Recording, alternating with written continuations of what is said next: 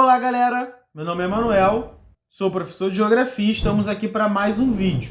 No vídeo de hoje, após um longo hiato, nós vamos falar sobre o livro Necrocapitalismo, do autor Gabriel Miranda. É um livro que eu li ano passado, inclusive o presente do meu amigo Thiago Bogosian, que também é apoiador do canal. Eu já estava há algum tempo para falar sobre esse livro e resolvi falar sobre ele agora. Antes de começar o vídeo, eu vou fazer alguns pedidos e passar alguns recados. Os pedidos são aqueles pedidos de sempre. Deixe o seu like no vídeo, se inscreva no canal e ative o sininho. Não se esqueça de fazer isso, pois dessa forma você me ajuda a chegar ao número maior de pessoas. E também, lembrar sempre que eu tenho uma campanha no Apoia-se, que está sempre linkado aqui no vídeo e que através dessa campanha você pode me ajudar a partir de R$1. Então você pode me doar R$1 todo mês e você vai estar me ajudando a continuar na produção de vídeo. Lembrando sempre, várias pessoas dando R$1, R$5, R$10, soma coletivamente um grande valor. Então não se acanhe, se for o caso aí, você tiver R$1 para me doar, e você tiver vergonha de me doar, por favor, doe, porque esse dinheiro é muito importante para a produção dos nossos vídeos, seja para comprar equipamento, seja até para pagar o nosso editor, o Renan. E o recado que eu vou dar é que eu e a minha companheira, minha esposa, Bruna Pati, a professora Bruna Pati, que também tem um canal aqui no YouTube, se você puder se inscrever no canal dela para ajudá-la, também vai ser muito bom. E a gente criou um podcast sobre cinema chamado Cine Camaradas. Então nesse podcast nós vamos pegar vários filmes aí, desde filmes considerados cult, até filmes mesmo Sessão da Tarde, bem pipoca, para discutir as questões políticas existentes nesse filme. Então já tem uns 3 episódios lá para vocês escutarem. Então vai lá no seu agregador de podcast e procure a gente. Eu vou deixar também linkado aqui na descrição do vídeo, tanto o Cine Camaradas quanto o canal da Bruna. E vamos começar o vídeo?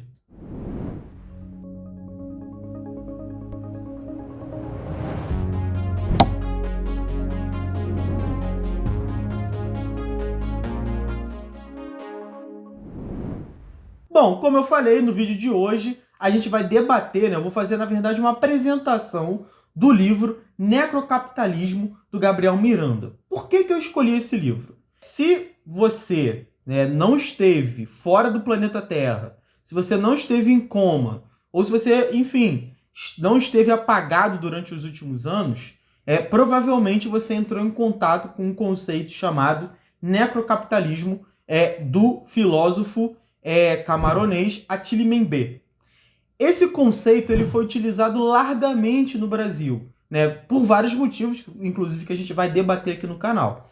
E esse conceito ele foi apropriado desde a academia até mesmo a mídia, a TV Globo, Folha, Estadão, vários jornais começaram a utilizar o conceito de necrocapitalismo para definir a administração, principalmente da segurança pública, pelo Estado brasileiro. É um conceito que ficou muito popular no Brasil, principalmente ali entre 2016 e 2020, 2021. Hoje em dia ele está um pouco esquecido, está um pouco de lado. Outro motivo para eu falar sobre esse livro é que, nos últimos meses, nós temos percebido um certo aumento no número de chacinas que ocorrem no Brasil. Não só no Rio de Janeiro, que é bastante popular pela quantidade de chacinas que já existiram aqui, mas também fora do Rio de Janeiro. E, obviamente, que o livro do Gabriel Miranda, ele nos dá alguns indicativos do porquê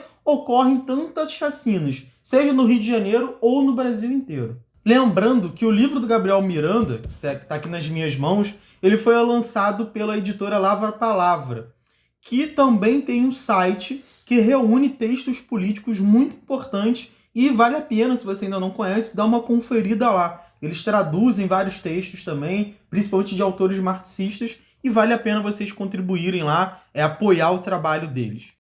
Lembrando que eu não ganhei esse livro do Lavra Palavra. Eu não estou ganhando nada por isso aqui. Se eles quiserem me enviar mais livros, obviamente que eu aceito. Bom, para início de conversa, por que o Gabriel Miranda debate esse conceito de necropolítica, que vai desembocar no que ele chama de necrocapitalismo? né? O Gabriel Miranda, como eu falei anteriormente, ele percebe justamente esse alvoroço com o conceito de necropolítico do Bembe, né? Então ele vai perceber que até gente de centro, né, chamado centro político, passa a utilizar esse conceito para definir a ação do Estado sobre a vida e a morte da sua população, né, o Estado brasileiro. Então ele percebe tudo isso e resolve escrever um ensaio para apontar os acertos e os limites do conceito de necropolítica. Isso por quê? Porque o Gabriel Miranda ele percebe que o Bembe deixa ausente do debate em torno do conceito de necropolítica o conceito de modo de produção. Inclusive, a gente vai debater aqui como que o Bembe ele vê um pouco o Marx no artigo Necropolítica, tá? Só para a gente lembrar, porque no texto A Crítica da Razão Negra, o Marx aparece de outra forma, né? De uma forma mais criativa, uma forma mais até respeitosa do que no artigo Necropolítica. Então, o Gabriel Miranda ele vai empreender o que ele chama de uma superação dialética. Isso por quê? Dentro da dialética, a gente tem 3 movimentos: negação, conservação e superação. Então, o que ele vai fazer? Ele vai negar a necropolítica, né, a política sobre a morte, como uma produção puramente estatal, como o Bembe coloca no artigo.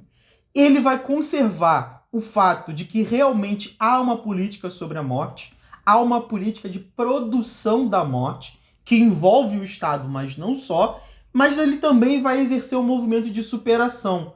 Por quê? Porque ele vai apontar para a forma como o modo de produção capitalista é também um modo de produção da morte. Ou seja, a necropolítica nada mais é do que o necrocapitalismo, que o Gabriel Miranda negrita muito bem, né, que não é um novo conceito, mas apenas uma forma de chamar a atenção para a característica mortífera do capitalismo, ou seja, para a forma como o próprio capitalismo produz a morte. Mas antes é preciso compreender o que é a necropolítica, o que é esse conceito que o Bembe está nos propondo. E para melhor compreender isso, é importante nos atentar ao contexto em que esse conceito do Attili Bembe ele foi produzido, né? Numa palestra que ele dá na Universidade Autônoma do México, se eu não me engano, o Bembe vai apontar que a criação desse conceito de necropolítica se dá no contexto do pós-11 de setembro de 2001, ou seja, naquele contexto da chamada Guerra ao Terror da doutrina Bush, que inclusive a gente tem um vídeo aqui no canal falando como os filmes do Batman foram influenciados por essa Guerra ao Terror. Então, o Attili Bembe ele vai perceber que nesse contexto, né, do pós-11 de setembro, da doutrina Bush, você vai ter ali a produção de uma política, ou de um conjunto de políticas que vai eleger um inimigo perfeito, que são os terroristas, e aí você tem desde a Al-Qaeda até os cubanos e os norte-coreanos vão entrar nessa categoria, e, obviamente, essa produção do inimigo perfeito vai estar subordinada a uma política de morte desse inimigo perfeito. Beleza? Então, esse é o contexto do Attili Bembe na época em que ele criou esse conceito. E como que ele vai definir? O Attili Bembe ele vai definir esse conceito como uma certa oposição, ou talvez um complemento ao conceito de biopolítica do Michel Foucault. Ele vai pegar a biopolítica do Michel Foucault, ele vai pegar também o estado de exceção perpétuo do Agamben, provavelmente estou falando o nome dele errado, eu não sei pronunciar o nome dele, mas ele vai dizer o seguinte, olha, para Michel Foucault, a modernidade ela vai estender a vida. Por quê? Porque o capitalismo, né, a modernidade, ela necessita, obviamente, de trabalhadores sadios para que trabalhem nos modos de produção e também para que consumam. O Attili Bembe ele vai observar que desde as colônias você tem também, né, não deixa de existir a biopolítica, mas você também tem a necropolítica, que é uma produção da morte. Ou seja, você tem ali uma categoria, um grupo que é morrível, né, vamos dizer dessa forma, né, utilizando um neologismo. Ou seja, esse grupo social, essas pessoas, elas podem morrer porque elas não são nem consideradas humanas. Então, se a gente pega no período colonial, todos aqueles que não são brancos, que estão fora da considerada normalidade, são passíveis de serem mortos. Então isso é basicamente a necropolítica apresentada por Attila Mbembe. Esse conceito é um conceito original? O Gabriel Miranda vai dizer que não. Que tanto Michel Foucault vai explorar, sim, como a modernidade ela cria categorias que se tornam, de certa forma, supérfluas para o modo de produção capitalista e por isso podem morrer, quanto o Agamben, que eu estou pronunciando o nome errado, tá, gente? Não me corrijam aí, eu estou pronunciando o nome errado porque eu não sei. Também tem lá a tanatopolítica, que também é uma política da produção da morte, etc. Então, qual seria a originalidade do conceito do Attila Mbembe? Talvez seja identificar que após o 11 de setembro de 2001, esse tipo de política, esse tipo de ideologia que promove a produção da morte, se torne ainda mais forte, se torne ainda mais onipresente. Como a gente pode observar no meu vídeo em que eu analiso o filme do Batman, ele está presente em todos os espaços, inclusive na produção cultural. De lá para cá, você vai ter a produção de vários inimigos comuns, que não são só inimigos dos Estados Unidos, mas que acabam sendo inimigos do mundo inteiro. Então é o árabe, é o mexicano, traficante e etc. É o imigrante também. Então, dentro do conceito de necropolítica do Attila Mbembe, a gente vai ter o estado de exceção perpétuo do Agamben, a gente vai ter a produção de inimigos ficcionais, como eu falei, o George W. Bush falando lá do eixo do mal, aquela coisa toda, e obviamente você vai ter a eliminação dos supérfluos, ou seja, das categorias de pessoas que são consideradas supérfluas. Na verdade, que nem são consideradas pessoas pelo modo de produção capitalista. E, obviamente, o Gabriel Miranda vai perceber que há uma ausência de Marx na necropolítica proposta pelo Attila Mbembe. Ele, inclusive, cita o Marx, mas ele não cita de forma positiva. Muito pelo contrário, ele cita de forma bastante negativa. Primeiro, ele nega o chamado que ele chama de terror, ou seja, ele vai apontar que a violência revolucionária seria um terror, então deveria ser rechaçada. O Attila Mbembe ele tem uma pegada humanista, etc. Então ele acha que qualquer forma de violência é uma forma de terror. Inclusive ele vai na contramão daquilo que o próprio Fanon, que é uma das referências do Mbembe, nos diz. Lá no Condenados da Terra, o Fanon faz uma defesa da violência, mostrando que a violência é a única forma de interromper o ciclo de opressão imposto pelo colonizador. E no outro momento em que ele fala de uma vontade geral e da falta de diversidade, eu vou ler para vocês entenderem. Ele fala o seguinte: a superação da divisão de classes, o definhar do Estado e o florescimento de uma verdadeira vontade geral pressupõe uma visão de pluralidade humana como principal obstáculo para a eventual realização de um telos na história pré-determinado. Ou seja, ele está dizendo duas coisas aqui. Primeiro, que o comunismo, que o marxismo, ele é contra a diversidade humana. Na verdade, a gente sabe que não é bem assim. Muito pelo contrário. O que se busca com uma possível revolução é você liberar toda a potencialidade reprimida pelo capitalismo.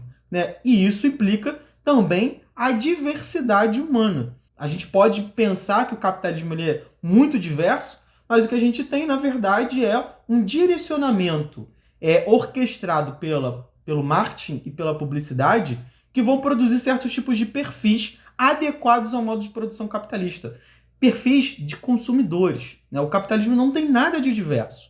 E é só a gente sair por aí na rua e perceber que as pessoas usam a mesma roupa, inclusive da mesma loja. E outro momento é quando ele diz que, de certa forma, o marxismo defende uma história pré-determinada, quando na verdade é o contrário. O marxismo está o tempo inteiro defendendo que a história ela está sendo produzida pelo homem, pelo ser humano. Então, não tem como o marxismo, em hipótese alguma, fazer a defesa de uma história pré-determinada. Até porque se a história já está pré-determinada, não há por que lutar. Não há por que pensar em uma revolução, por exemplo.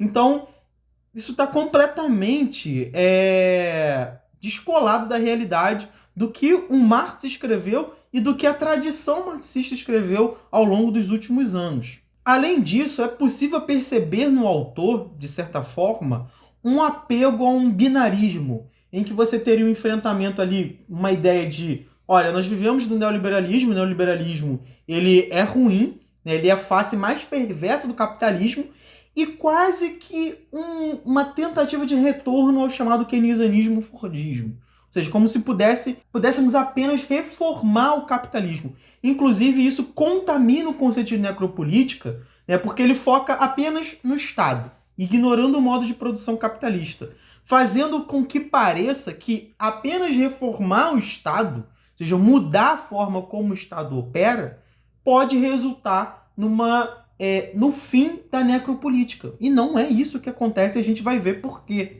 Né? É quase que uma ideia daquela, tipo, o racismo é estrutural, vamos mudar a estrutura. Não, vamos reformar a estrutura e aí vai acabar o racismo. Então o Bebê ele vai numa pegada dessa, em que ele olha para o capitalismo e ele está quase que implorando para a gente reformar o capitalismo. Né? Ele até, em alguns momentos, se mostra anticapitalismo. Inclusive, isso aparece bastante na crítica da razão negra. Mas ele ainda falha em apresentar um projeto de futuro. Isso ele não consegue.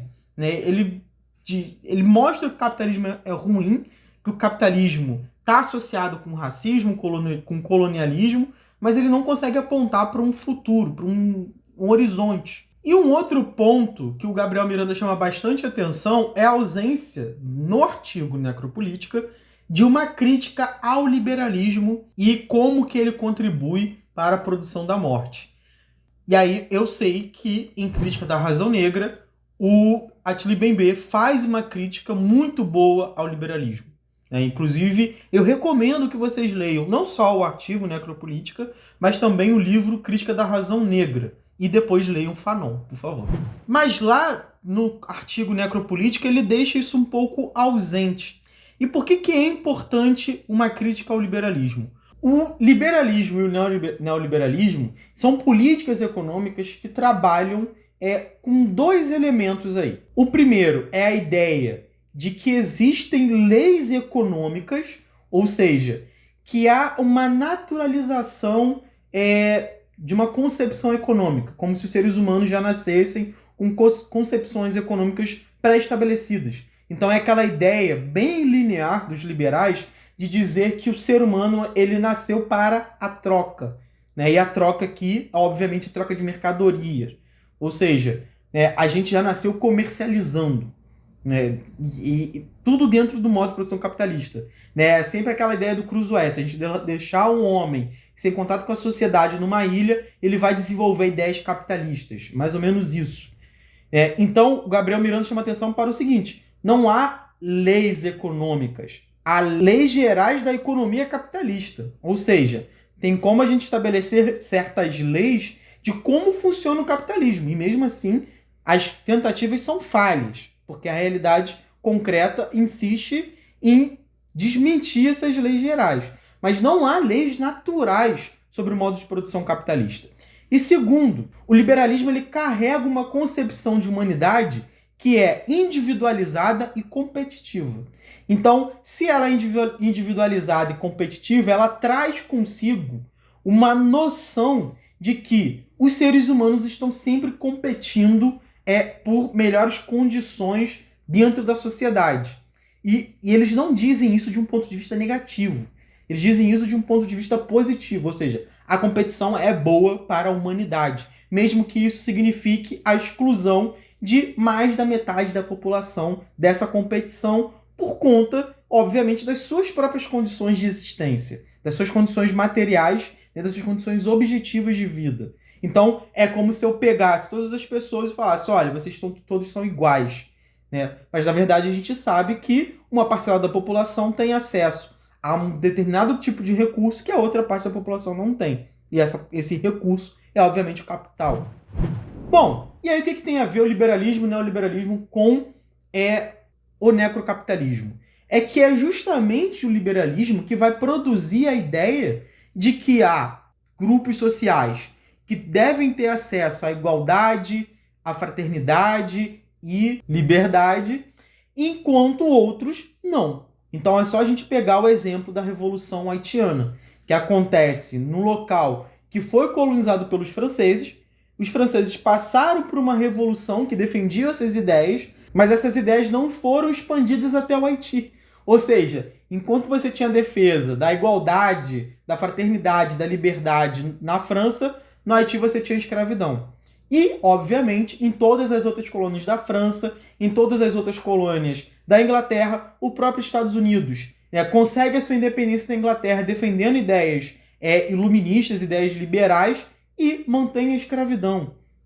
Então, você tem, obviamente, uma contradição essencial dentro do liberalismo e também que acaba se reproduzindo no neoliberalismo, porque há uma continuação aí.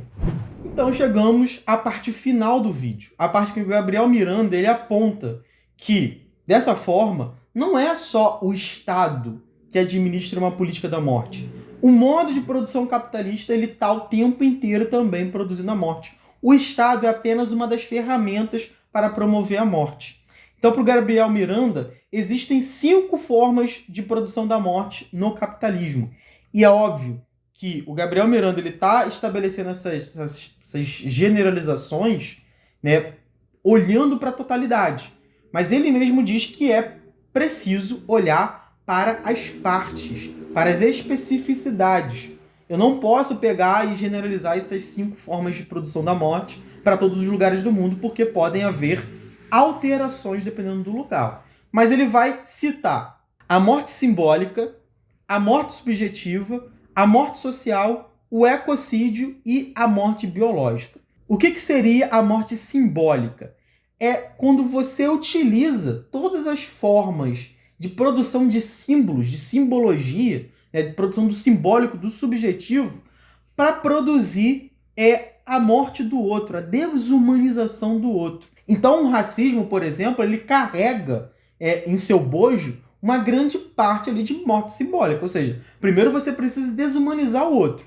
Você transformando o outro em algo não humano, você consegue matar ele mais facilmente, sem dó. A outra é a produção da morte subjetiva, que é você o quê? Incentivar a criação de grupos que devem morrer. A morte simbólica e a morte subjetiva, como vocês podem perceber, elas estão dialogando. Todas as formas de morte, elas estão o tempo inteiro dialogando. Não há uma separação de uma da outra. A terceira é a morte social, que é quando você tem a negação de direitos. Ou seja, quando eu nego direito para uma camada da população, eu estou produzindo a morte. Então, se eu nego saneamento básico para uma população, eu estou fazendo com que essa parte da população tenha um aumento de mortalidade infantil em relação à população no geral. Por quê? Porque você tem o contato com água de esgoto, contato com água contaminada, você não tem água encanada, água tratada e por aí vai. O quarto é o ecocídio, que está muito ligado ao chamado racismo ambiental. Ou seja,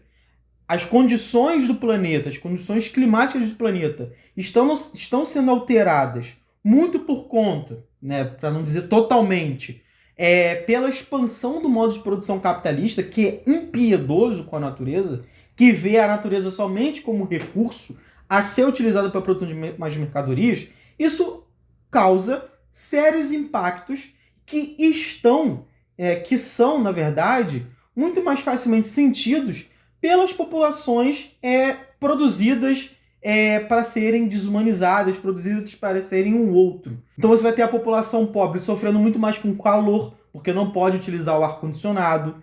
Você vai ter as populações mais pobres sofrendo mais com as enchentes. Por quê? Porque vive perto dos rios, onde a terra é mais barata, porque não constrói casas preparadas para essas enchentes, também não constrói casas preparadas para deslizamento, deslocamento de massa, o deslizamento de terra. E você tem um quinto, a morte biológica. A morte biológica, ela acontece, obviamente, por um somatório das outras mortes. Quando você produz o outro, quando você desumaniza o outro, quando você cria um grupo social que é considerado supérfluo, você está levando à morte biológica dessas populações. Quando você deixa a população pobre, sem saneamento básico, vivendo próximos a rios, vivendo em áreas com risco de deslizamento de terra, você está levando essas populações à morte. Então, terminando o vídeo, não é só o Estado que produz a morte. É um modo de produção capitalista que trabalha com a produção da morte. O Estado é uma ferramenta. Bom, vou ficar por aqui. Vou pedir para vocês deixarem seu like, se inscrever no canal e ativar o sininho. E, obviamente, se você puder e quiser, me ajudar lá na campanha do Apoia-se. Beleza, gente? Até o próximo vídeo.